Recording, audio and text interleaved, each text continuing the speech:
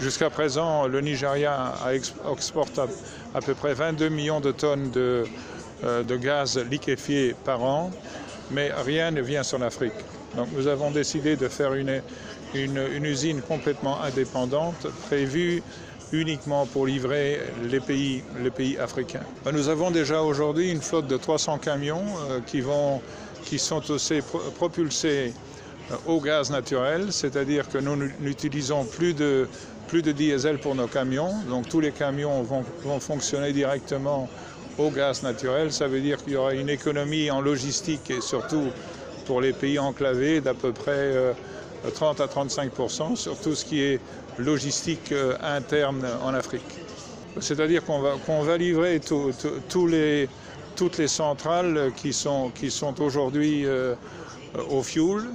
Donc on va apporter un élément très important en ce qui concerne l'environnement, parce qu'aujourd'hui, toutes les centrales qui sont au fioul ont vraiment des problèmes énormes d'environnement.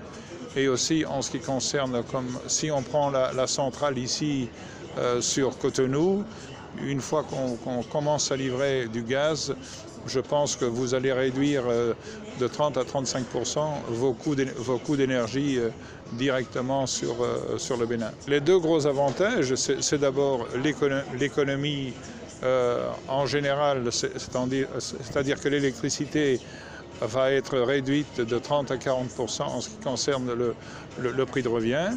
Et aussi, l'environnement est devenu un problème énorme parce que quand on voit l'accord de Paris, et je pense qu'aujourd'hui, l'Afrique est le continent le plus vert, mais il serait peut-être bien de le conserver aussi vert qu'on puisse le conserver pendant encore 1000 ans.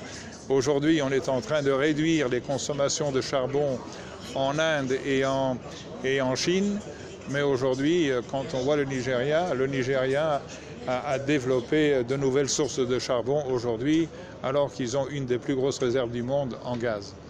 Donc je pense qu'en tant qu'Africains, il est vraiment temps qu'on prenne les choses en main et qu'on change et qu'on ne doive pas, surtout avec les problèmes sociaux et les problèmes médicaux aussi.